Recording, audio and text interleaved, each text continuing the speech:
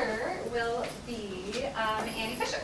So Professor Fisher drove here yesterday from Indiana, and we're all very glad that she could come and join us. Professor Fisher will be discussing Literary Translation 101, Getting Started, which might be a topic that appeals to a lot of people here in the room. Our second presenter will be Viktorija Bilic. Professor Bilic is not in the room at the moment, but she'll be back soon. She teaches our computer-assisted translation courses and technology courses, and she also teaches our German to English translation courses. I apologize, I forgot to mention, Professor Fisher teaches our Russian to English translation. Oh. And Viktorija Bilic. Our third speaker will be Lorena Turando, who just walked in the door. Hello, Lori. Lori is the chair of Translation and Interpreting Studies, and she also, among other things, teaches our French to English translation courses. And our final speaker will be Amy Owen, and Professor Owen teaches our Spanish to English courses and also teaches our interpreting courses in all languages. So I'm very excited to hear from all of them. I guess we'll just get started with Amy Fisher. Could we have the light on for this? Because I don't have a presentation. That one good enough, or that one better? I think that one's probably better. Okay. Thank you. So I am glad to see you all here and finally put some faces to some names. This is really, really nice. I am primarily a literary translator, and I'm going to do a little bit of a bait and switch with my talk because it's not really about how to get started as a literary translator, although I'm happy to talk about that in the Q&A. It's basically you get started by doing it for free. You submit, translations of short stories or whatever. You get them published. You get a few lines in your, bio, and then you start submitting book queries, and you get lucky and you have decided to work on something that other people want to read. So, but hello.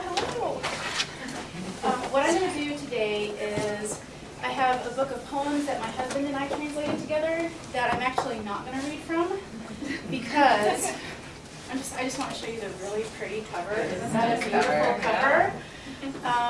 And this is something that people often don't think of, but you can pay the publisher because they'll have like their X amount of money that they want to spend on the book design. You can actually pay for your own book design if the publisher is willing.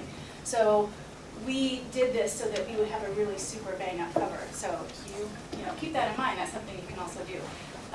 This is a book called The Freedom Factory. It won the Russian National Bestseller Award in 2014. It is an experimental novel written by a young St. Petersburg woman writer named Ksenia Bulsha, and it's the life history of a Soviet factory, a top secret military factory that makes weapons, that makes radar guidance system, that makes targeting systems, and it's a fictionalized factory, which means it's based on a real factory, and every chapter is told from the point of view of a different person. So I'm going to read. Oh, and then I want to say this is one reason why I really like literary translation is because I love hearing voices. If you can't get to where you hear the voices inside your head, or you see somebody walking down the street and you're like, oh, that's so-and-so, then I think you need to get there. Because I think to work as a literary translator, you have to kind of feel that recognition or hear that sound in your head. So the first chapter I'm going to read from The Freedom Factory is called The Call.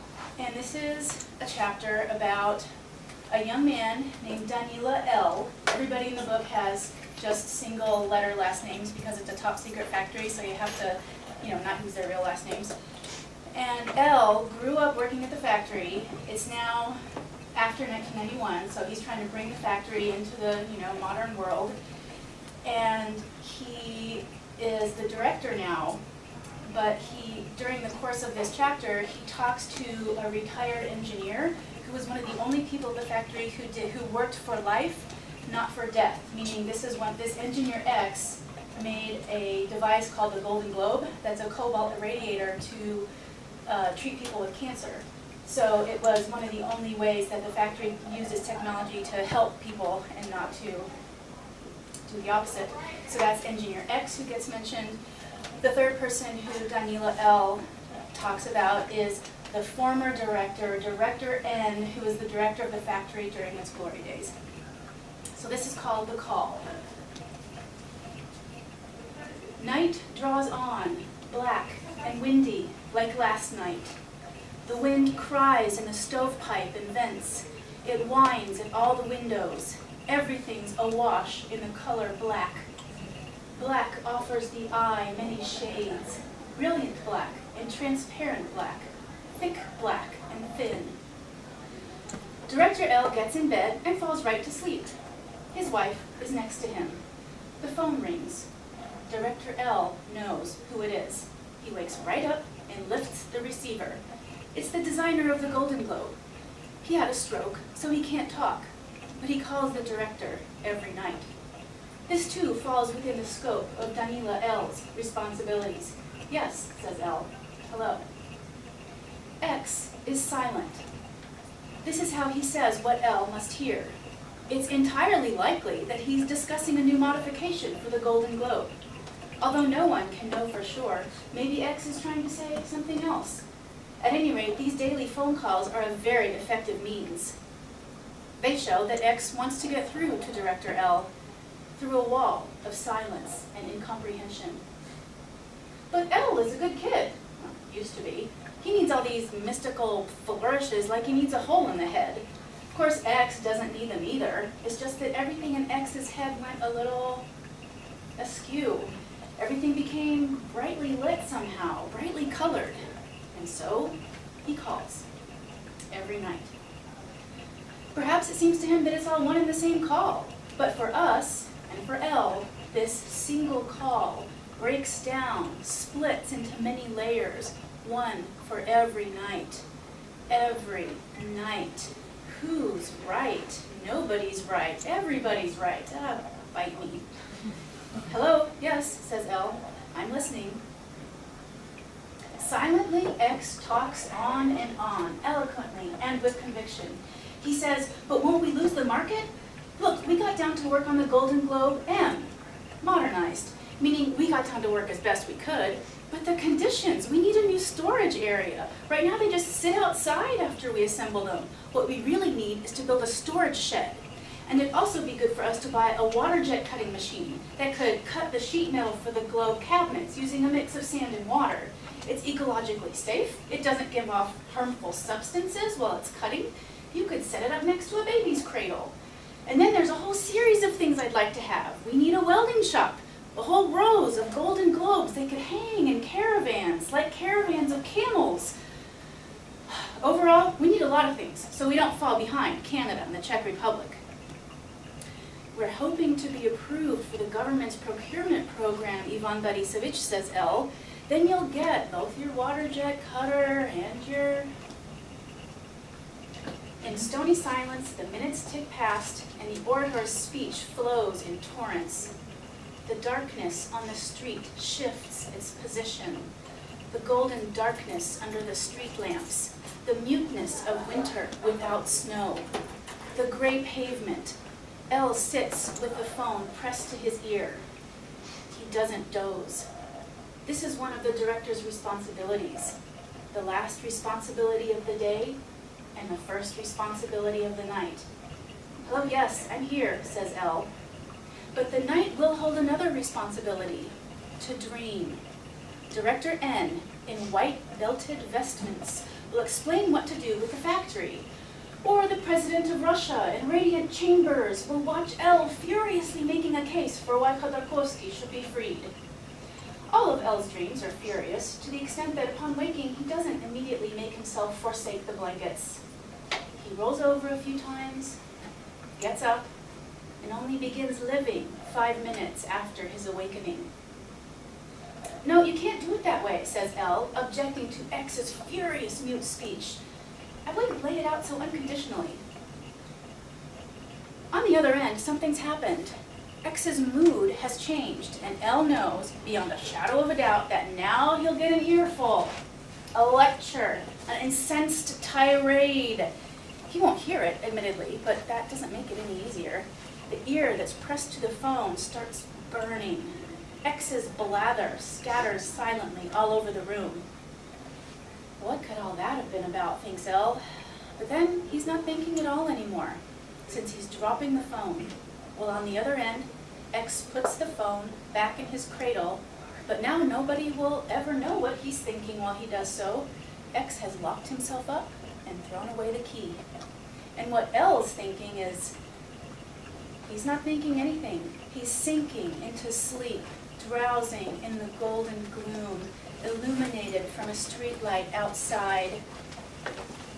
And his wife is next to him, and little by little, L fades away, drifts off. Eternity is passing over them.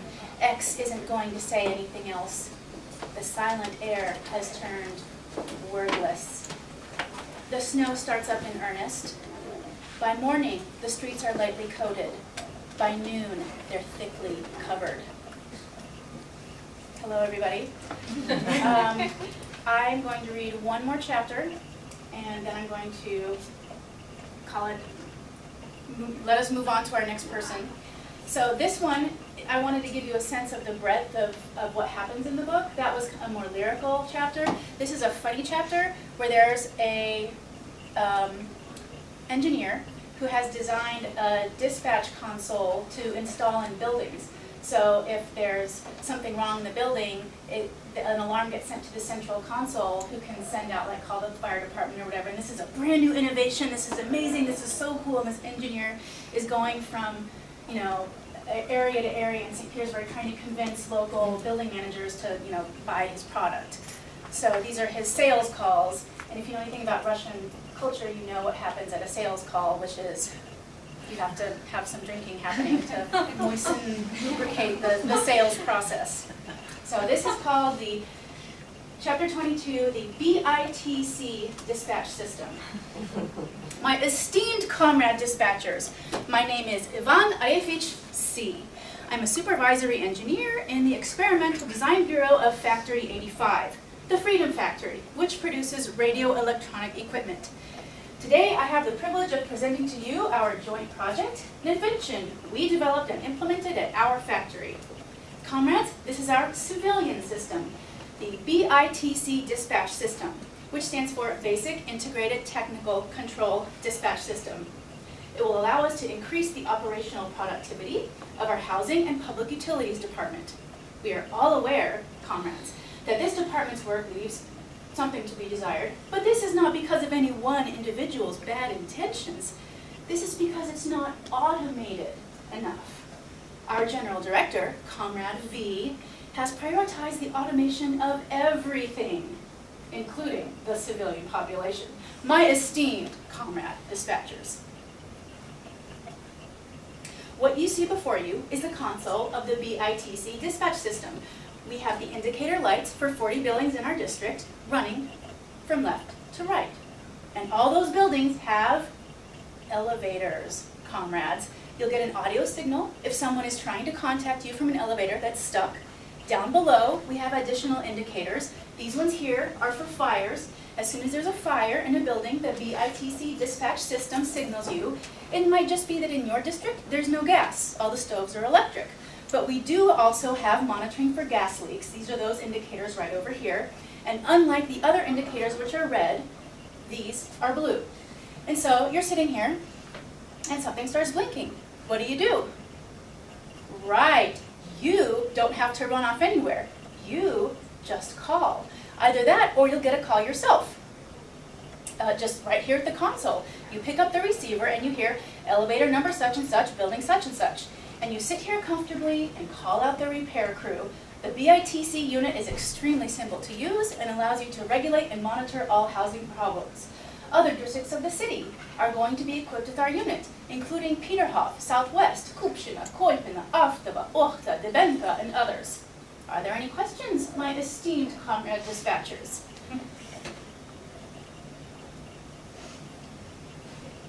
No questions. Thank you. My esteemed comrade dispatchers, my name is Ivan Arefich C. I'm the supervisory engineer of the Freedom Radio Factory. Our director, V, thinks that I, and I alone, the inventor of the system in question, can describe its advantages and disadvantages better than anybody else. Earlier today, I visited your colleagues in Kupchina, and they really liked our system. They asked a whole lot of questions. What you see before you is the console of the VITC dispatch system, which stands for Basic Integrated Technical Control Dispatch System, which will allow us to increase the operational productivity of our housing and public utilities. This system has proven its productivity in the course of prototype test. I'll be brief. What you see before you is a console.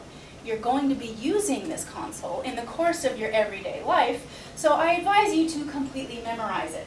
These little blinking lights up here along the top are showing you that an elevator is stuck. You can go ahead and write down the number of the one that actually got stuck. If you hear an audio signal, it means you're getting an incoming call from the stuck elevator. But once I got stuck in an elevator myself, I know how unpleasant it is. But at least I got stuck with a whole shopping bag of food and a pleasant female companion. Actually, it was an unforgettable experience. Getting stuck's not that bad.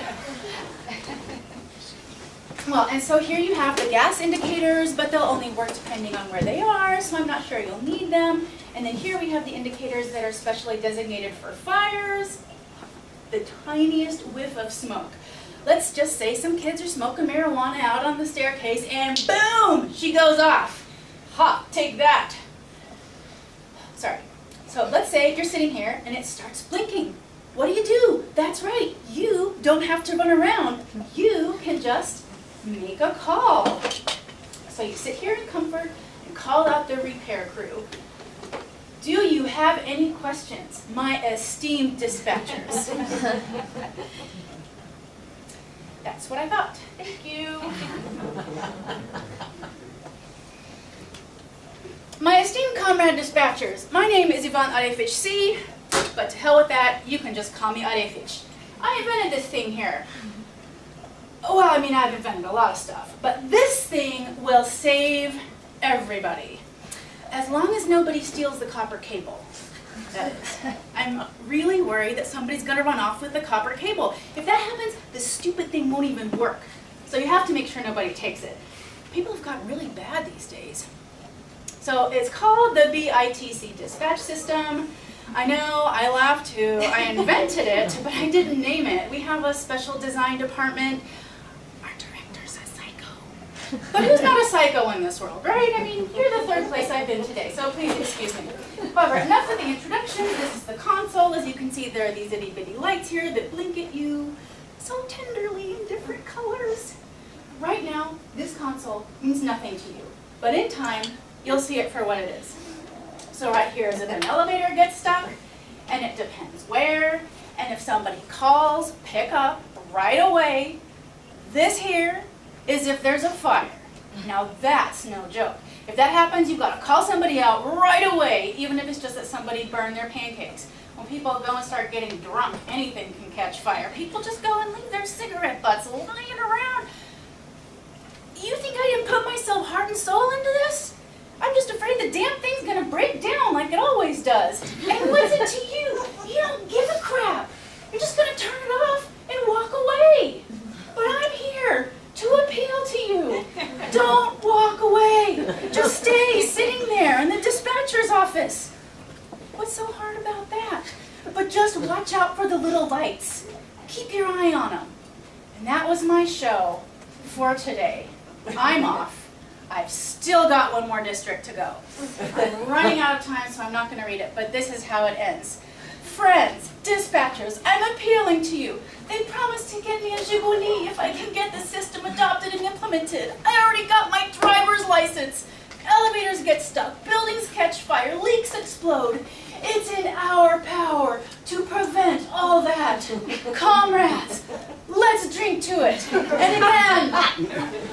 Let's drink again Let's all drink together to our dispatcher's console. She's a real bitch. Ivana Refic, no more for you. You've had enough. Thank you.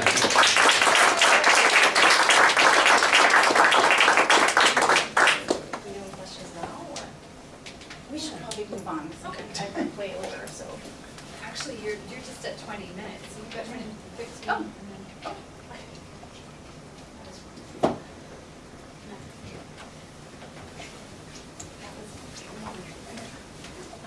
That was very good. Fun to translate, I imagine, too. Oh yeah, quite a challenge, but a lot of fun.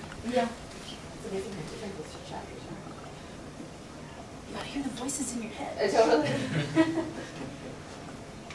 Okay, I'm going to be talking about translating historical letters. Most students in this classroom have taken my CAT class, or are taking it right now. So all of you know that I specialize in technical translation, computer-assisted translation, terminology management, subtitling, audiovisual translation, but I also specialize in historical translation, which is what I'm going to be talking about right now. Do any of you know Mathilde Franziska Anneke? Okay, so I wrote my PhD about translating historical letters, and when I came to Milwaukee, and I've been interested in German American history for 15 years. When I came to Milwaukee, it was clear that I needed a new project, and people in Curtin Hall have been telling me I should translate the beer brewers' documents and their letters, but I have no interest in that, and so I found something more interesting. Mathilde Anneke was a German-American feminist. She was a 48er, is that term clear? Yeah. A lecturer, an educator, a writer, a newspaper editor, an abolitionist, a suffragist, and a mother. She had 7 children. Only 3 survived to adulthood, though, which is very common for the time. That's a drawing in 1840 of her. I'll keep this very brief because I'm going to be focusing on the translation process. She was born on April 3rd, 1817 in Hedinghausen province of Westphalia, Prussia. In 1836 she married Alfred von Tabouillot. He was 10 years her senior and he was an abusive husband. They had 1 daughter and they divorced in 1843. So that was very unusual. She also got custody of their daughter and that was unusual too. She married socialist Fritz Anneke on June 3rd, 1847, and that same year she published her feminist manifest Das Weib im Konflikt mit den sozialen Verhältnissen. German speakers? What is Life that? in conflict with social, regardless it would be relationships, but I Okay. think of what else. What about the other Germans? Any ideas?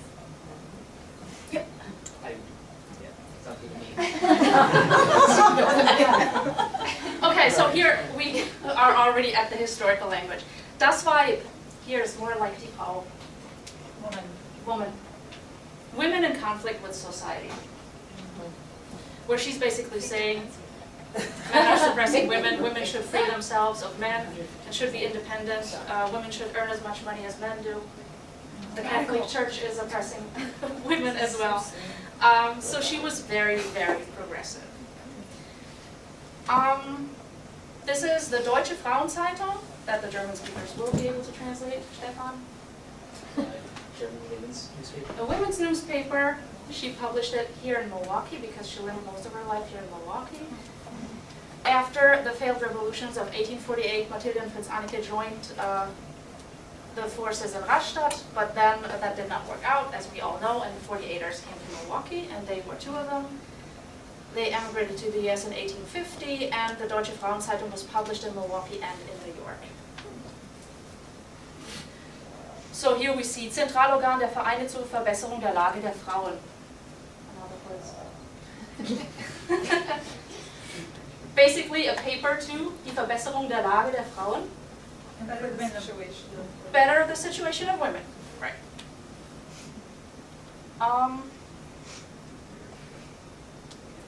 She, starting in 1853, she spoke frequently at suffrage conventions and became a vocal advocate for women's rights. She spoke in German only. At those conventions, Ernestine L. Rose was her interpreter. Mode was consecutive interpreting because they didn't call it that way and they had no name for it and certainly no techniques, but that was what she did. She developed a relationship with abolitionist Mary Booth in 1858, and while her husband was a soldier in the American Civil War, they lived together in Zurich. Booth died in 1865, and Mathilde Anneke returned to Milwaukee, where she founded and led her school, Das Töchter Institute, until her death in 1884. So most of her life she lived in Milwaukee, and she didn't speak any English, and she didn't have to. Because Milwaukee in those times, Das Deutsche AT, German Athens, what we see here. In 1890, we had about 50 German newspapers in the city of Milwaukee. So downtown, when you see this building, Germania, this is where a lot of them were printed. The largest German-American publishing house in the nation. We also, of course, have the National Teachers Seminary in the city of Milwaukee. German theater, German cookbooks. You could walk into a store and speak German. They would put signs out, English spoken here too, because German. So, this is what I'm looking at.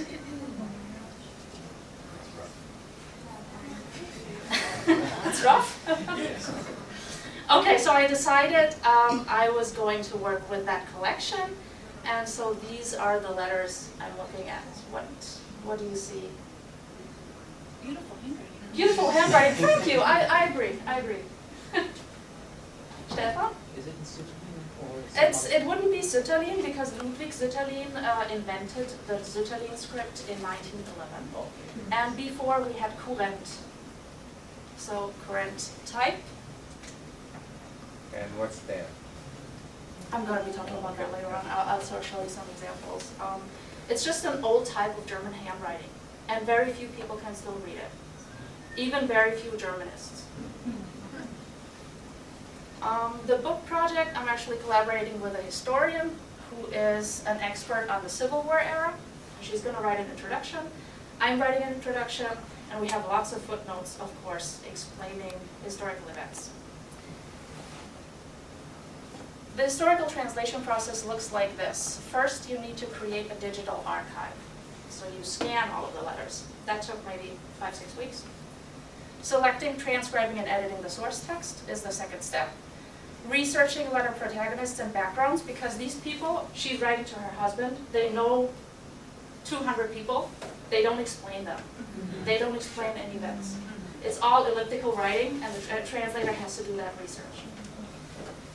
Analyzing the writing style of letter correspondence, of course, and then the fun part, finally, translation. This may be 30% of that process, because there's so much work that goes into it, and revising and editing the letter translation. Sorry, you may have mentioned this already. Where are the letters housed? At the Wisconsin Historical Society in Madison. And they actually allowed me to scan everything, and that was really nice, because that's not always the case. Right. I shipped them to the library here, so I didn't have to go to Madison all the time. We don't have a scanner though, so I had to bring in my own scanner. We don't have a scanner in the archives in Milwaukee. Wow. Wow. Whoa, wow. That's embarrassing. Yeah, it Donate a is. scanner. I mean, like, what, $100? Memorial scanner. So, Memorial scanner. Not more.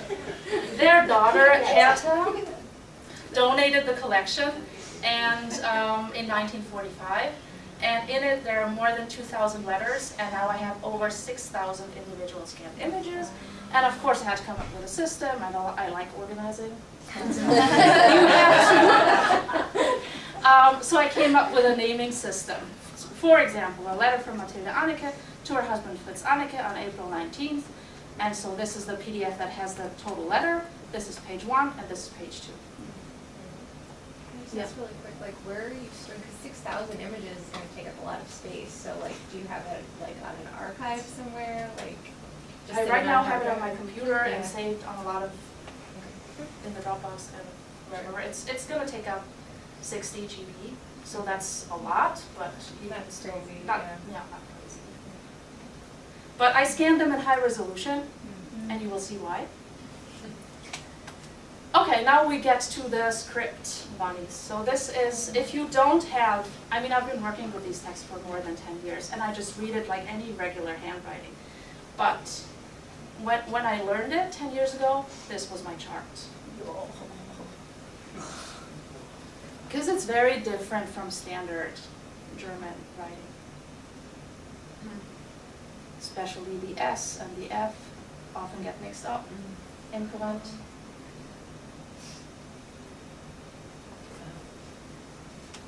Okay, so this is an example. This is a beautifully written letter. I was happy to read letters like this one. Marissa's guessing? Yeah, I said I should see Nua a couple of Nua, times. wo denn? Second paragraph, the third word.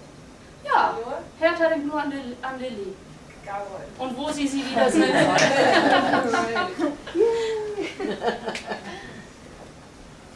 What about this one?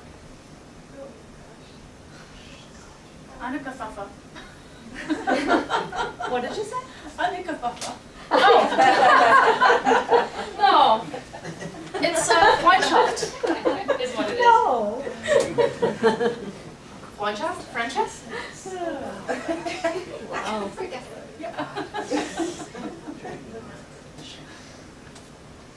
Hast du denn deiner Freundschaft mit der armen Luise Giesler nicht mehr gedacht oder erst wieder gedacht, jetzt in ihrem unsäglichen Leid? Is what the first sentence says. Okay. This is like what I'm mostly looking at, and then but sometimes it also looks like this. So the translator works very hard to get to her source text, right? And this type of work. So I work with image programs, so I do, because why do you see it like this? Why did they write it in this way? What were they trying to do? Get more on paper, or trying to save paper. And then the paper is very, very thin. And so that makes it tricky. Stefan? So they wrote both across and then up and down. Yes. This one doesn't seem so bad now, right? Yeah. I had maybe 10% like this, 90% like this, and 10% like this. And did you say there's a program that you use that you can kind of like Yeah, you can with do the that with a contrast to regular see- image Oh, program okay. to kind of like see what's there? see what's there. So it also helps to be a technical person when you're translating historical letters. Right. You don't necessarily think of those when you. But I think all of this is not something what people think about when they think about translating historical letters. But this is where the work is, 60 to 70%. It took me 2 years to get to my source text. Okay. Then a little bit about research. I fortunately got a research grant last summer, so I've been to 12 archives in Switzerland and Germany, and I did research in those archives. This is just one of many examples. So I'm translating, we're focusing on the Civil War era and she was living in Zurich, and her landlord was suing her. And she brings that up in the letters all of the time, and I couldn't make sense of it. Like, she wasn't paying the rent, she was messy, things like that. And I couldn't really translate these paragraphs until I found the original court document in Zurich. Oh, cool. Which is, she was right, he was wrong, she didn't pay the rent. But she says that in the letters, but I didn't know, I had to check. I have like 200 more examples like this one, where I could really only find the answer in the original archives. And where I feel like it's part of the quality control process of a translator to do that research, but it's also a lot of work. It's so interesting too, that juxtaposition between an official record and a popular record, right? These different perspectives and how you Right. verify one against the other. Right. Hierarchize. And this, of course, is also not very legible, so it takes some time to read all of that documentation on that court proceeding. Yeah.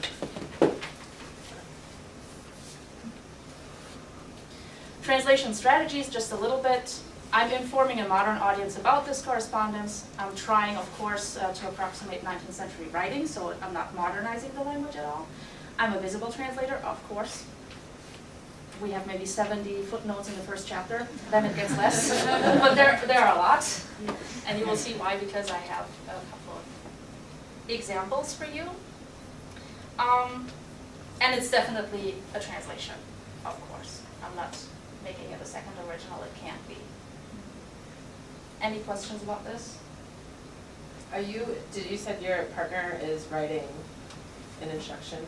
She's writing an introductions and most of the footnotes. Okay, are you writing a preface at all, as a translation? Or Yes, introduction? oh yeah, I fought for that. Yeah. My introduction is as long as hers. Okay. Good. Because, you know, I have like 5,000 words in my introduction. Because I see so many translated historical letter volumes, translated by historians, who just say, oh, I just translate. I was just at a conference in Madison, and they were like, it was the Society of German American Studies, and they were like, oh, I just translated that letter volume. Like, with no explanation of the process.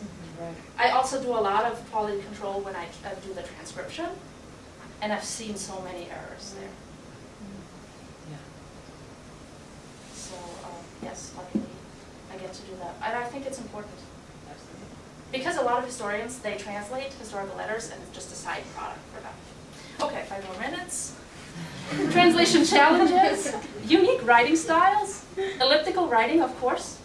You have to fill in the blanks. You don't know what's going on. Irony, sarcasm, cultural specific elements, German-English word creations and what to do with that. Literary quotes, there are a lot. Like she will say, I just read this play by Georg Büchner, and then insert a lot of quotes throughout her letters. But sometimes she will not say that, and she will just bring up a quote, and I know it's from Heine, where I had to do the research and look for the official translation, and then cite that translation, and in the footnote it says I cited that translation. And of course, the language.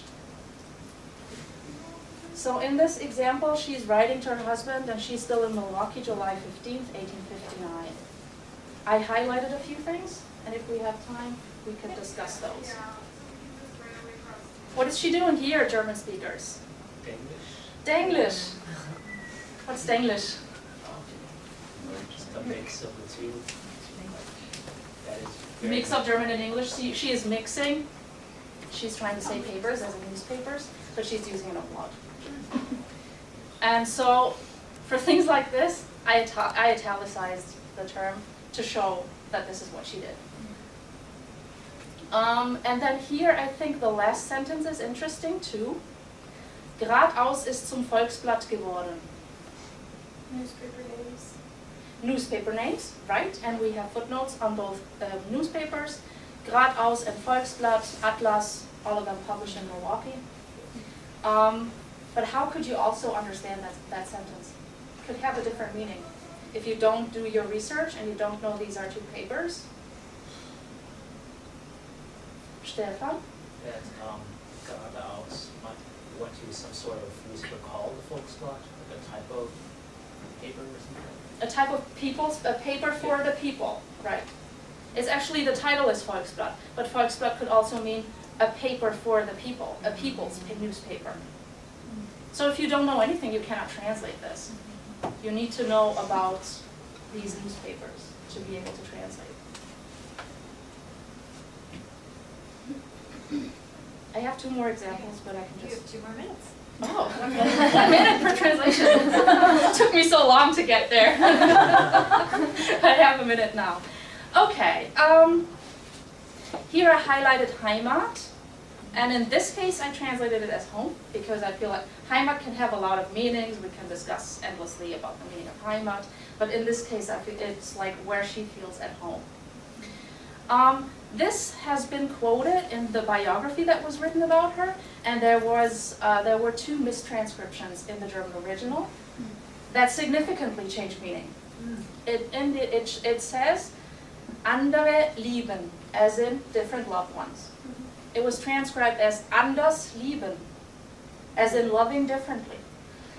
And Luft has been transcribed as Lust, which changes meaning significantly, especially because she was living with a woman, and the women in gender studies scholars were saying, oh wow, okay, she's standing at the grave of her 3 children, and she's mourning the loss of her children, and she's talking about air, Luft, different air, how she's feeling there, and not sexual preference.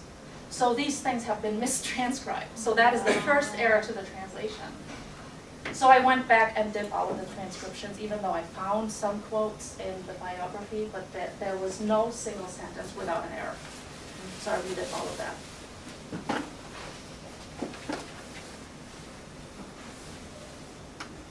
Comments?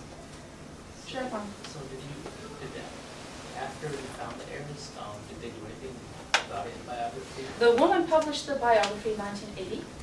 So I have it all in my introduction. Oh. And I'm also going to publish the German originals with a German publisher.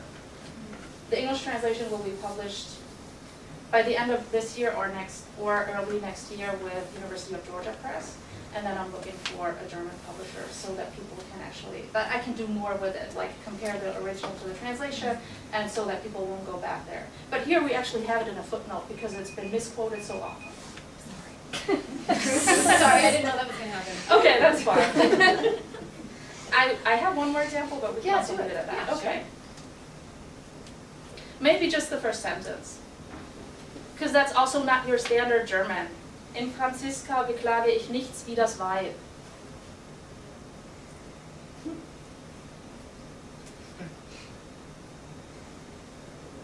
So she uses das Weib, and whenever she uses das Weib, she means women in society, which is why I translated it this way. You could argue that I added something, but I felt like I needed to clarify the meaning, because that is what she means when she says das Weib. Das Weib in unserer Gesellschaft. Also, this happens, of course, frequently when I translate into English. It's shorter. The opposite happens when I translate from English into German. X is longer.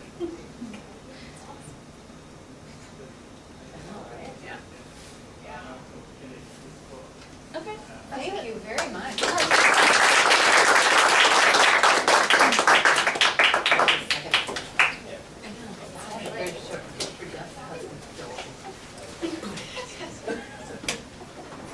That's never been a problem.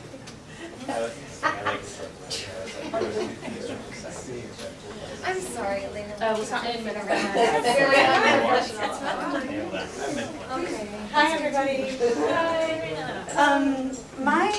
My talk is like a real about face from Victoria's. I also have several different strains at the same time to meet at the translation.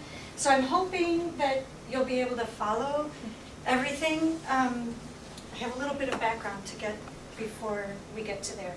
I work on the testimonial. Those of you who have taken the literary class know what the testimonial is. A few of you, Molly, I don't know, you're Molly, right? Yeah, I don't think you know. So the testimonial is a narrative written by someone who has suffered a particular trauma or experience that is perhaps, well, not perhaps, always written about in official history differently than what actually occurred. So the testimonial is a narrative that is written from the position of the person who experiences it in an effort to set aright a historical record that was inaccurately presented. The whole reason for a testimonial is to call people to action, to right a wrong, to improve conditions for the people that the person is writing about. The testimonial that I have been focusing on for the past 10, 15 years is the testimonial written by Colombian women in situations of conflict. So the 3 examples that I show you here today are from women who have experienced trauma in different ways in Colombia, but they're all Colombian. One is a testimonial written by a former guerrilla fighter. Another is a testimonial written by a journalist who fictionalized various accounts of other women. And finally, there's a journalist who wrote about a significant event in the history of Colombia, which was the takeover of the Palace of Justice in Bogota in the 1980s. So I'm using this paper to kind of keep me on track and try to have a little bit of order to this. The way that I approach the translation of the testimonial is as a witness. So a testimonial is written, it comes from the root of the word is testimony, right? So trying to witness an event. The person who's writing it is witnessing an event. As a translator, I'm reading it, but I'm also writing it. So I'm witnessing on a couple of different levels. I'm witnessing as the one who is receiving the information, and then I'm witnessing as the one who is pushing the information out to a new audience, which is the ultimate purpose for a testimonial. Those who are writing testimonials, their goal is to get it translated into as many languages as possible in order to disseminate the call to action to as many people as possible. The testimonial is, of course, rooted in the experience of one's truth. All of the time that someone writes a testimonial, the person is building on her memory of an event. We all know that memory can be slippery. Memory is sometimes negotiable, sometimes perhaps doesn't show the entire truth. We're not really going to go into memory today. I just want you to know that I know that memory is slippery. Memory is also where we inscribe our trauma. The more traumatic an event, the more deeply it is transcribed in our memory. So what I'm going to show you today about what I do is the rhetoric of pain. And I'm focusing on pain because as something that is a traumatic event, it inscribes very deeply into the person who is writing about it. And there are several different ways of conveying the pain. But pain is interesting, right? Pain is, it's crucial to the creation of memory, but it's also something that is isolated. It's something that we can't really see. It's something that we talk about, we can describe, but we can't really see the pain. Yet we have to convey it, and yet it is conveyed on a daily basis. It's conveyed in many different ways. Oh, this is really interesting. I wanted to show you that this is something that even from ancient Greek, how the experience of pain is described. I don't know if you can see the bolded part, but here the translator said, oh, and here, look how long the descriptions of pain are. And here it's, oh. So you can see a little bit how that is challenging. We can convey the pain, but it's really, really hard. It's particularly hard as we try to go from one language to the next. I'm going to switch gears a little bit here to show you how we convey pain in a medical situation. This is the McGill Pain Questionnaire that was created in the 1970s for doctors to use to discuss pain with their patients. And you can see there are several different categories and all different kinds of descriptions of pain. And the doctors go through this and try to get to the root of the pain of their patient. This isn't the only tool that doctors use. We also have the numerical scoring of pain. We also have a visual analog pain scale, the Wong-Baker FACES pain rating. I'm sure you've all seen these in the doctor's offices. This is the FACES pain scale, and I find this really interesting because when I was researching pain, this is the pain scale that is used by the International Association for the Study of Pain. Wow. The International Association for the Study of Pain accompanies the faces with specific instructions in various languages and several different instructions for the same language. So here you can see instructions in Spanish for the US, instructions in Spanish for Colombia. There are also instructions in Spanish for Mexico, Chile, various other countries, Spain. There are instructions in French for Canada, for North Africa, for France, and all because there's a recognition that the way that we express pain is culturally defined, and how we approach it is also culturally defined. So you can see here in the first sentence, in the US we say malestar or dolor, and in Colombia they say dolor first, and then lastimar. What's interesting about that is that lastimar is a verb, while all of the others are nouns. I just thought it was interesting to show how different it can be. So, and how challenging it is, right? You can see that this occurs in a medical context. I talk about the transmission, the conveyance of the meaning of pain in a literary context. And I try to get to the notion of pain and conveying meaning through the process of rhetoric. Are you all familiar with Aristotle's rhetoric? Remember, call back on your undergraduate studies of the Greeks.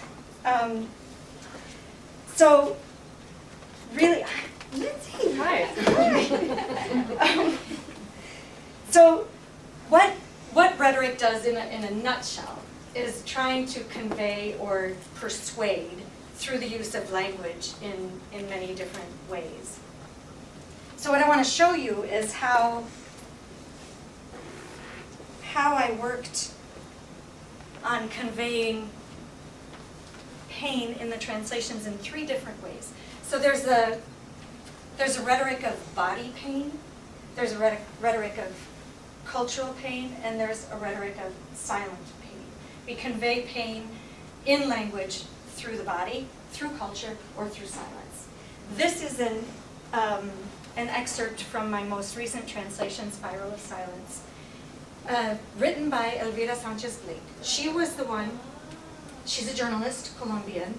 She left Colombia in the mid-1980s under a lot of stress for her life, because as a journalist she had received a lot of death threats. But she was there when the Palace of Justice was taken over, and when, does everybody know? Do you know what happened then? There was a lot of paramilitary activity, guerrilla activity, and army activity at the time. The M19, which is a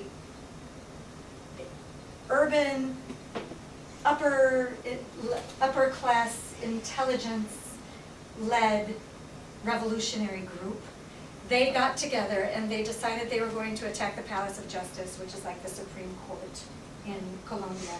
And they took it over.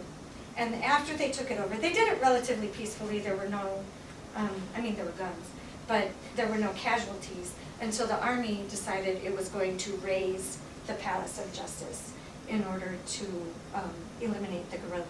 And they did that without concern for the students who were in there, the judges who were in there, everybody who was working there. They just unilaterally blew everybody away. So you see a lot of Colombians writing about this because it's a national trauma, national pain. Elvira Sanchez-Blake left Colombia, came to the United States, and she's the one who wrote the fictionalized testimonial of a woman named Mariate. You can see her name right up here, Mariate. Mariate is a woman who was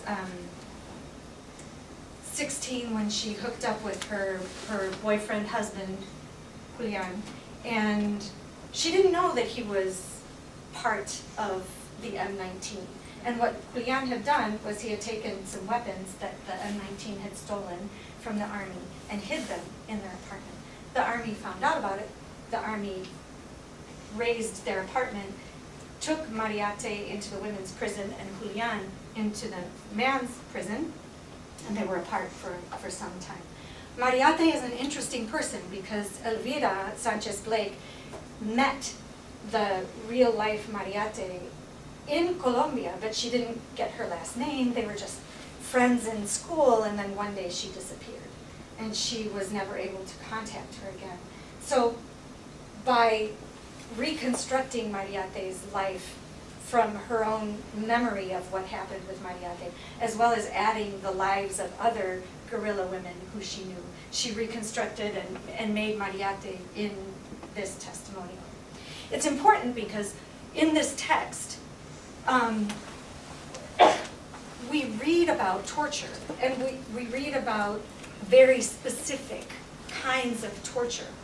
You can see his arm was almost useless, his neck was hurt now, he had nightmares. They submarined him, they held his head underwater and pulled it out over and over, hung him up from a tree by his arm, and popped out of its socket. So you can see that there's really graphic language happening here. This is a rhetoric of the body, using the body to elicit a response from a readership in order to call into action. What I find really interesting about this is that Elvira did not experience the torture herself. And she wasn't talking to somebody, or she wasn't describing somebody who had experienced torture. This is a fictionalized character. And when she fictionalizes it like this, it's very graphic.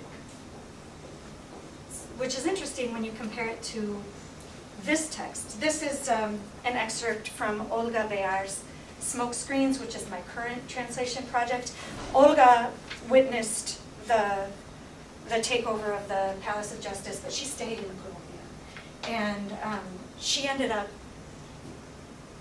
meeting with the only survivor of the guerrillas who came out of that. And she interviewed her name is Claudia. She interviewed her in, I believe, Cuba, and came up with her testimonial after having interviewed Claudia. This is the introductory text from that book. This is an example of cultural rhetorics and how the rhetoric of pain is inscribed through knowledge of the culture. So where do we see that here? Well, sort of in the Dios mío, right? But I think everybody, even if you don't speak Spanish, you know what that means. I'll just point out one important thing here is Almarales. If you are a Colombian, you know who that is. Culturally, that's a really, really important name. One of the biggest leaders of the M19 guerrilla movement, who was a political icon for a long time. And if you know that name, then you know the pain that comes with it and how he was assassinated. I only have a couple of minutes left, so I'm going to just take it through this one. This is from the book I translated, My Life as a Colombian Revolutionary, by Maria Eugenia Vasquez. She was a member of the M19. She was not part of the takeover of the Palace of Justice. She was in Cuban exile at the time that happened. But she knew somebody, her boyfriend was in the palace and passed away there. So this is an excerpt of when Maria Eugenia was a guerrilla and she was taken prisoner on the border of Ecuador and Colombia. And what's interesting about this is that she conveys the pain through silence about the pain. She doesn't talk about her own torture, and she was tortured. But when we read the croaking of the toads and the chirping of the crickets and how she passes over what happened in silence and then ends with talking about the people who were torturing her as humans, as alike to them. So there you go. That's just a little, I want to open it up to questions. So do you have any questions about this? It's kind of fast. It's a lot to take in. So, did she experience torture or she didn't? Yes, she did.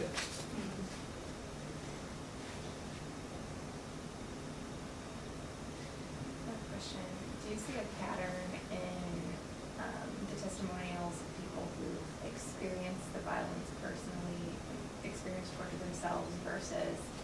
Yes, they're usually silent about it.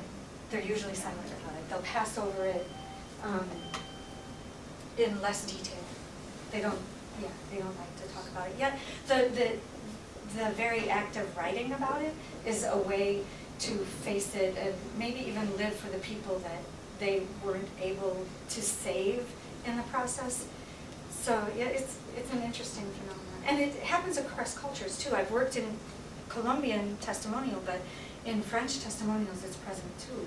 You know, Abo, une femme du Congo, that's a very interesting testimonial about a woman in the Congo and how her experience happened.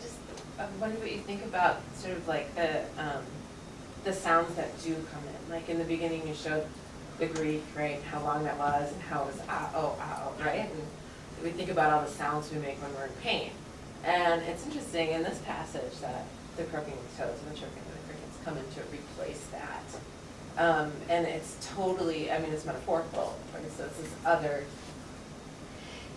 way of expressing. Do you see that a lot? And do you see a lot of like nature references, or is there any rhyme or reason to it? Or I see references to sounds around them.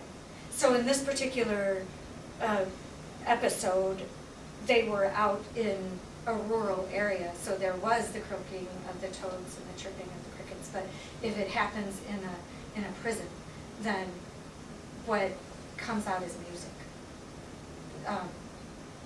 Music by revolutionaries who were really important at the time. You know, Victor Jara, calling on those kinds of big musical icons of the moment. I'm curious to see the enemy was made more concrete, and at the same time it was humanized. So I think the enemy, we must kill the enemy, he is near, or something. I think of the enemies as collective male, and yet here it's it, and yet it's humanized, but it's it. Mm-hmm. So I wondered if that was something that you had to think about, how to render that it. it was humanized. Yeah, you know what, I haven't even thought of that. Now that I look at it, yeah, that could be just a subconscious choice that I made at the time. It's like the third line down. Yeah. Right here. Is it low in the Spanish? Hmm? Was it low in the Spanish? Say, yeah. Those Say dots, Marisol. So there isn't. Which could be, I mean, it could be it, or it could be they. Yeah. or omitted. El enemigo se, yeah. Yeah, enemigo would be. I'll have to write about that. That's interesting. It's like ending on a cliffhanger. Say instructions. Okay. Your turn. Oh, I'm like, what? Are we being, are we monk on it? Do we talk to you? No! Oh, wait, did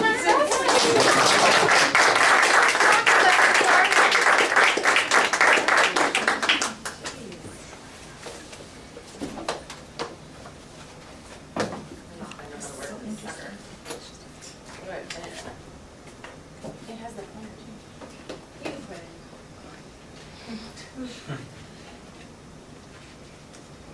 Hi, everybody. Hi. It's so nice to see everybody. Thank you all for coming. It's really fun. I'm going to talk about something totally different.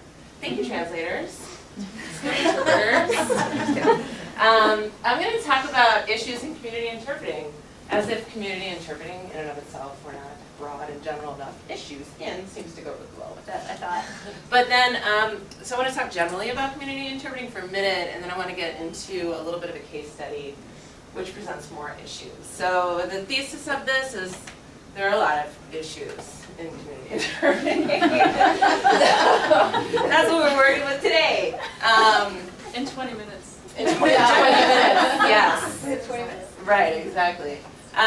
So defining, well, I have community interpreters here today, which is exciting, so jump in at any time, community interpreters, or anybody. So defining community interpreting, what do you think it is? Interpreting in the community, right. Interpreting community-based situations as opposed to interpreting the private sector, interpreting for international organizations. and particularly in contrast to interpreting in simultaneous situations in booths for delegations, essentially, right? It's like the opposite of that. It's much more one-on-one or two-on-one, right? It's triangular. It's scrappy. It's not very formal, right? It can oftentimes be just totally varied. You don't know what you're walking into. So, but when we're talking about interpreting in community-based situations or circumstances, we're really talking about situations in which people need services. So people, LEP people, limited English proficiency clients or people need services. And so to facilitate those services, organizations will contact community interpreters. So kind of the most, everybody sort of knows a little bit, they know about community interpreting, they think medical interpreting and legal interpreting, those are the two kind of big areas. Traditionally, in community interpreting, because of mandates to have interpreters in medical situations and in legal situations to provide these necessary services for linguistic minorities. However, we also see more and more community interpreters going to educational appointments. We have, Renee, you can talk about that, in sign language and also spoken language. Matters of housing in Milwaukee recently is becoming more and more important. So if you have issues with your housing or you don't need to go talk to the housing authority, for example, a community interpreter will be called in. Some banking situations, like a lot of applications for loans, getting through some of that paperwork in order to apply for state or federal programs that also include an element of financial interpretation and translation as a community interpreting situation. Of course, NGOs, community assistance organizations, and labor unions. In Milwaukee, there's like this one guy for the past 30 years who's been like the labor union community interpreter, and all the unions know him, and he goes in and he interprets in Spanish. Although, we could use a Russian in labor union interpreter. So let me connect you to that guy. And then what I'm going to want to talk about today are social services interpreters. So interpreting for appointments that have to do with SNAP, which is like cupones or estampillas, or like food stamps, medical insurance issues, and daycare assistance. Did you have a question or anything? I'm sorry if I distracted you. Oh no, that's fine. I thought you just waited. So given like this wide range of things that a community interpreter potentially could do, who are community interpreters? Sort of what do they need to be able to do their work? Community interpreters are primarily contract interpreters. So they're primarily, it depends on where you are, like agency interpreters, a language services agency has a roster of interpreters. They call you for appointments and send you out. That's not so much the case in medical interpreting, really over the past, since I started as a medical interpreter. When I started as a medical interpreter in 2005, we were just talking about this, there was like one sort of pseudo medical interpreter in the hospital that I worked at. She was a volunteer. Everybody else was contract. Now hospitals have in-house all 3 shifts of the day, 24/7 Spanish interpreters, and some hospitals have Hmong interpreters on staff and other language interpreters, and you can speak to this for sure. So even in the past 15 years, that has completely changed. There's been a big shift in hospital clinical settings from contracted interpreters to in-house staff. But when we look at services in medical services in smaller institutions like clinics or especially government funded or grant funded clinics, you have a lot of agency interpreters, and I'll talk about that a little bit. But for almost everything else, you use a lot of agency. Interpreters are independents with specializations, like that labor union interpreter guy, right? Like, that's his thing. So he's independent. So community interpreters need to have training in various codes of ethics and standards of practice and role definitions. So kind of a lot of you have taken a class with me, so we've talked about roles. If you've taken ethics, we talked about the role of an interpreter and how that shifts a little bit depending on what situation you're in. In some situations, like legal, the emphasis on accuracy and completeness of the message, right? Because you are the voice of the record. There is a recorder making a transcript of what's going on, and you're that voice, so that's what the emphasis is on. Whereas if you're in like a medical setting, you may have to step more into the role of an advocate at certain moments, or a culture broker in certain situations. So that you have to be able to kind of jump from code to code, and there is no broad community code. There are a whole bunch of different ones, but there's no sort of standard accepted community interpreters code. Our work as community interpreters at the community level, we need to be really aware of ethnocultural and racial implications of our work. So that we're better interpreters, but also so that if we need to step into an advocacy role or an accompaniment role, we can, and we're doing it responsibly and correctly without reading into situations and making our own assumptions the best we can. Given all of those different things we do, we have to have kind of a deep vocabulary bench, right? Like we can't be experts in everything, but we have to feel comfortable in medical, legal, mental health, social services, right? And a lot of that's acquired on the job. But we also have to understand the services, right? Like think about going in to the COG Center, I think it's called the Human Welfare COG Center, Social Services, on 12th and Bleed in Milwaukee to assist somebody or interpret for somebody who is trying to get food stamps. If you don't know what's going on with that program and how it runs and how it operates, you're going to have to stop your interpreting encounter like 10 times and ask questions, right, just to get the sense across. So you also have to understand the services, and there's a big learning curve there because they're complicated, right? You have to be able to circumlocute because of this and because of this. You have to be able to talk around. If you don't have the vocabulary, you have to be able to sort of jump in, stop the situation, ask, and then clarify and interpret that clarification because you're not going to have the vocabulary or the understanding of the services. I like to think this is how I am all the time, but not really. You have to have kind of a healthy anxiety about community interpreting, and you have to be somewhat fearless. It's kind of an interesting balance. And you have to have a healthy anxiety because if you're called to something the day before, like let's say you're sent to an appointment you've never been in before, you have no, you're like, what do I do? You know, like I don't even know what this is about, or you don't have any information on it, right? It's something totally different. You have to get as much information as you can and research the night before, right? Try to understand, where am I going, what am I doing, who's going to be there, what's online about this, do I know anybody I can talk to about this? It's like finding parallel documents, right? But they're people and their websites, and you're just trying to find information about what potentially could you be walking into. So that anxiety, I think, forces you to research. So all this research you learn in translation classes applies to interpreting. And then you have to be fearless because you're walking into God knows what. You don't know. And if you start freaking out about what you're walking into, you're going to get a tongue tie. Like you just have to, I don't know what's behind this door. I don't know who's going to be here, but I'm going to do it. I'm going to just do it. And it's really empowering, and it really is like a mindfulness practice, right? Like, feels good because you're totally out of yourself, just focusing on what's going on, trying to get through it. So, these take some time, I think, to develop.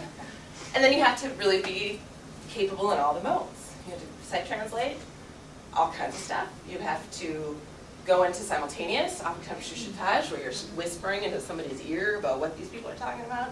And then, of course, consecutive, sometimes real quick, rapid fire, short consecutive, and sometimes long consecutive. So you need to have your note-taking abilities down too.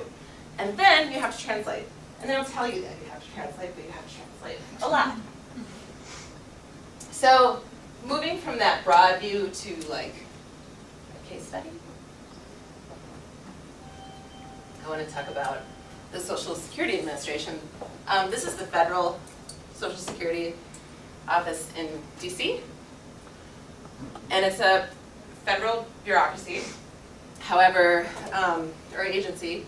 However, each state and a bunch of different cities in each state have offices, local offices, that are funded federally.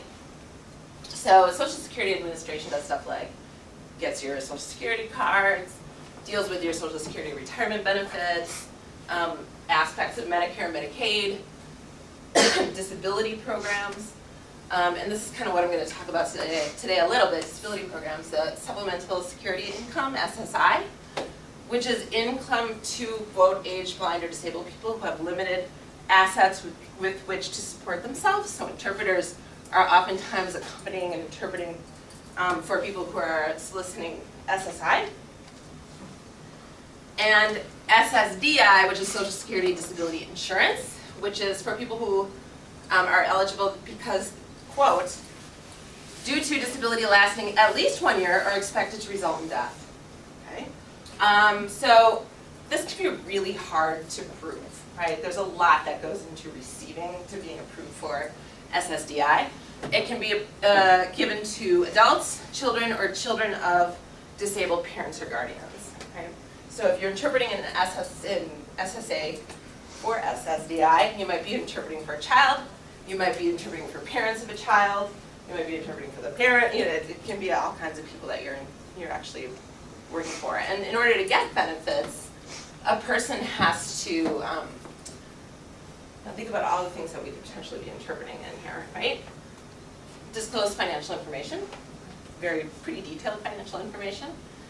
You may have to, as applicant, may have to testify as a sworn witness in benefits eligibility hearings and appeals with what's called an administrative law judge. This is very formal. These are very formal settings in which there is an ALJ hearing a case. It's on record. You're sworn in.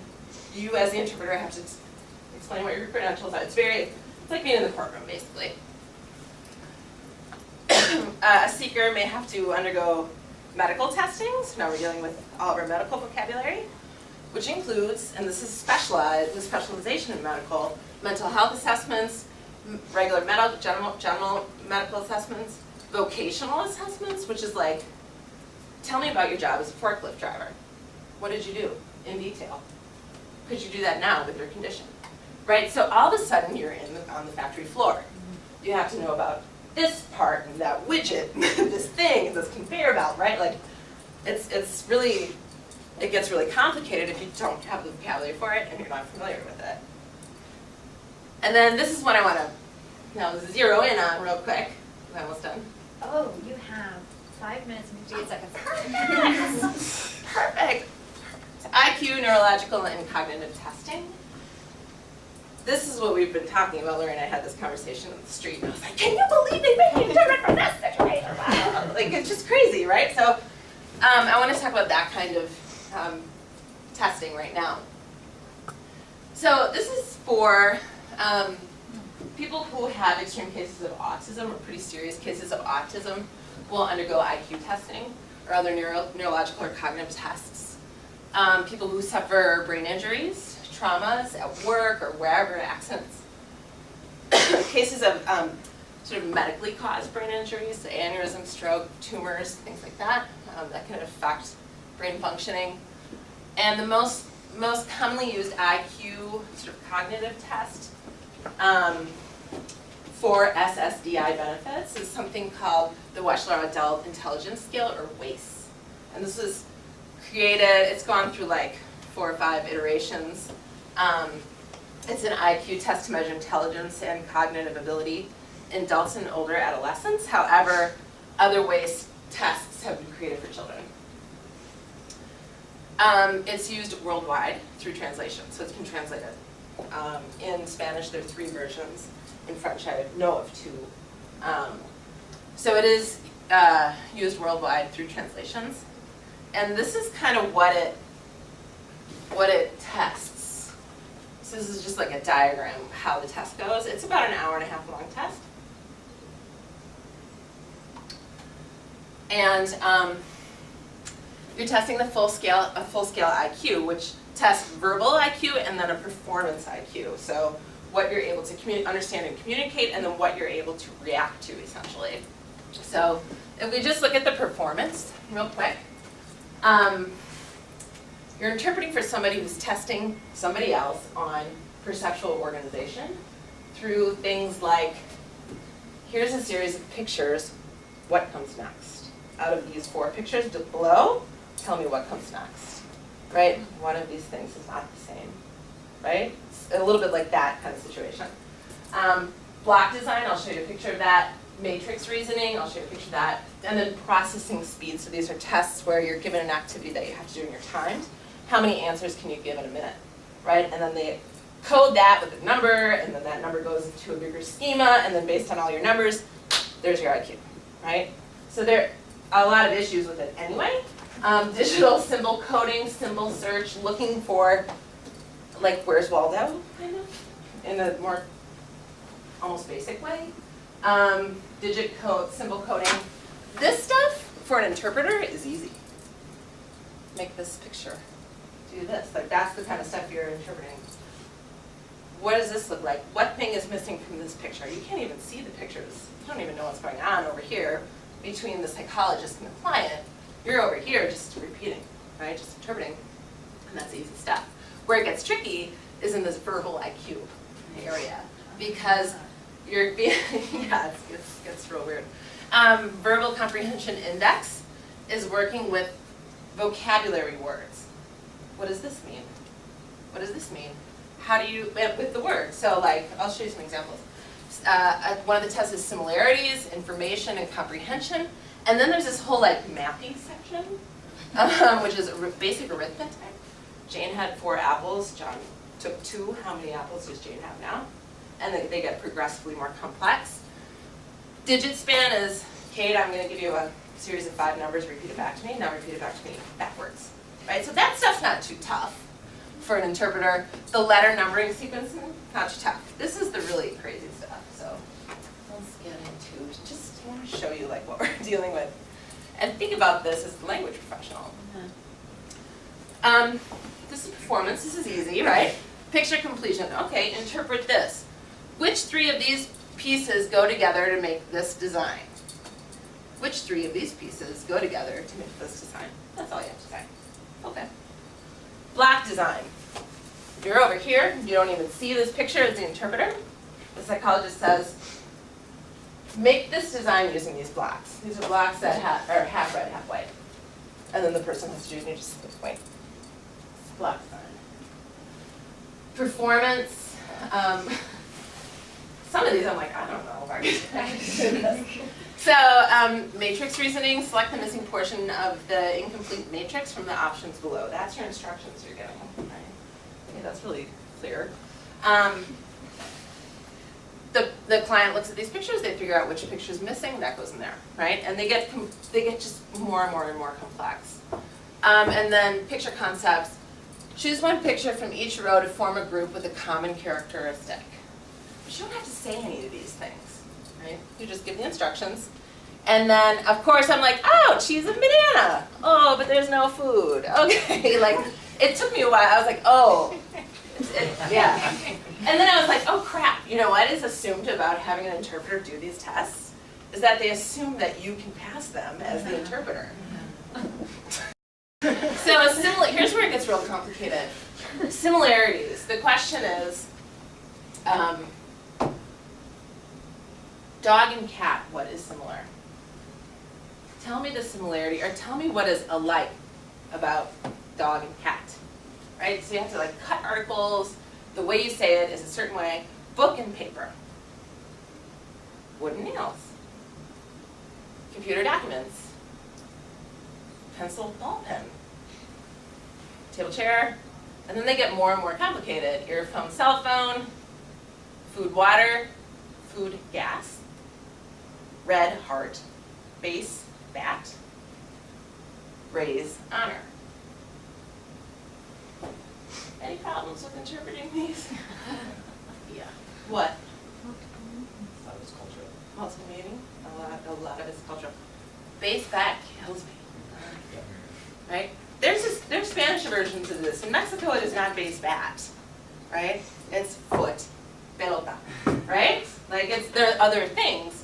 But if you're an interpreter working with a Mexican who doesn't, the cultural reference is just totally different. How are you supposed to interpret that then, knowing that base and bat aren't going to have the same impact? And that base and bat can be totally different things. We could be talking about a bat, right? Raise, honor.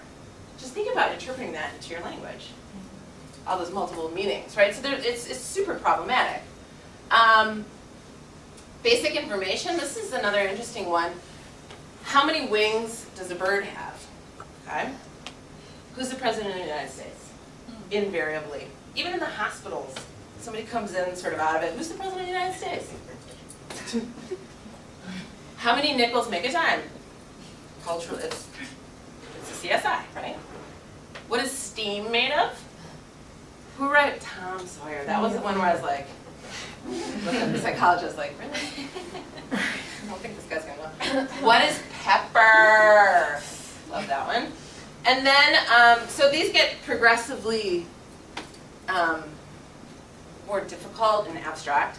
And then comprehension, this is probably the most problematic because it's based on social rules and concepts. So if you're using the WACE US English test, you're asking somebody who's not from here about social rules and concepts in the United States. And their scores can be hugely impacted by what they answer, and they don't get their benefits because of it, or they do get benefits because of this, right? So what should you do if you see someone forget his book when he leaves a restaurant?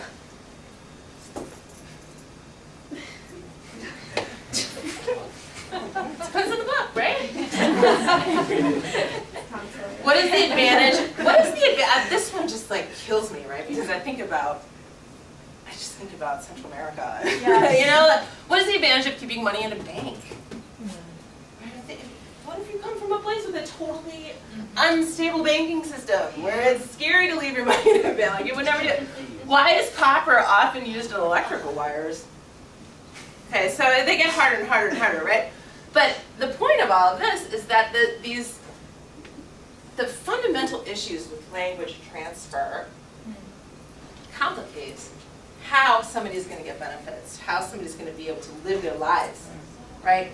And the people who are giving these exams can't give them in the translated language because they don't use that translated language. And they don't even know that there's an issue. And they don't know there's an issue. Right, exactly. Here's some more, like verbal vocabulary. How, define bed, define ship, define pen. And then you get to things where I'm like, I don't know if I know these things in Spanish. Encumber. I mean, which one do I pick to, express that? Regulate? Well, what does that mean? I mean, how are you going to use that in Spanish, right? Like, it's just, there's so many different possible ways of doing this. It's a mess. So how do you deal with it, right? And there's some articles there's some research on how to deal with it, but it's funny because they're not from interpreters. They're not from language professionals. They're from psychologists, right? Who are saying, don't use interpreters. Avoid using an interpreter. Which I guess means hire bilingual people or use the translated text, but how are you going to work with that? I think it means you have a paper to write. Yeah, that's right. It means I have to do that like ticky-tacky research, where you have to like write things like numbers On site. Stuff. And, Well, as compared to what Victoria had to do just to access her source text. Yeah. Two Excel years. sheet. Yeah, so just a whole bunch of things to think about. Has anybody ever done this kind of interpreting? Yeah. Yeah? My argument always is that this stuff does not apply to this. They're not going to understand this. And a lot of times, the problem is if the interpreter doesn't recognize that, they'll just translate or interpret verbatim, and it doesn't work. It's incorrect answers. Yeah. Yep. And even if you are in this situation and you, as the interpreter, understand the connection, and you've had a pre-session with the psychologist, and that psychologist is using you as kind of an assistant as opposed to a hands-off interpreter or universal code diagnostician. Visibility, that one, yeah. There's some, if you can have access to that psychologist, there's some ways to work with it. But then you have the issue of having somebody answer questions in a timed fashion, right? So any sort of collaboration that you could do as the interpreter with a psychologist, you really can't because it throws out the whole grade. This type of thing, similar to that in speech therapy a lot. Yes, absolutely in speech therapy. Yeah, definitely. The animal recognition one always kills me. Yeah, there's so many tests in speech therapy that are like that too. All these verbal things, right? All these verbal testing. Anyway, so that's that. Sorry, I went a little bit over. I'm not sure if you have any questions or anything you want to discuss. Are we done? Thank you. Well, I want to thank all four of our presenters and everyone who came to participate in this event. I don't know how many of you had this experience before, but talking about your research with a group like this can be really productive exercise. So if there's anything more that you'd like to ask our presenters, I think people will be able to stay around for a little while and mingle. We have food here that was provided by our student, Irama. And Loretta. And Loretta, who, I don't want, I'll toot your horn for you, who won the International Dessert Competition Award last year. So you'll definitely want to stick around if you can and sample some of the food. And I was going to welcome anyone who might be joining us online earlier, and I completely forgot, but we're taping this. We'll probably be posting it in D2L as soon as we get our copy of it. And thank you to all of you who joined us online to participate. If you have any questions for the researchers, I'm sure they'd be glad to hear from you. So thank you very much. And thanks for monitoring. Oh, Yeah. Thank you.